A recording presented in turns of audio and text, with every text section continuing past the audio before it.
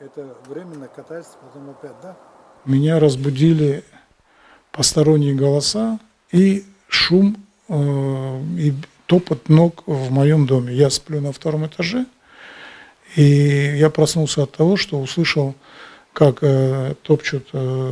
топают ноги чужие, какие-то люди кричат друг другу: чисто, чисто, забегаем, все, заходим.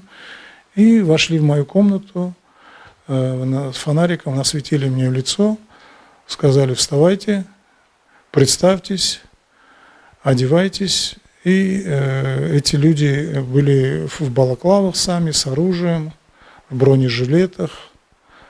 Вот. Ну, человек, наверное, 12-15 человек где-то. Я так понимаю, что это планомерное давление на всех крымских татар, которые так или иначе не согласны с теми событиями, которые начали происходить на нашей родине с 2014 года. Это факт, это акт, в первую очередь, устрашения.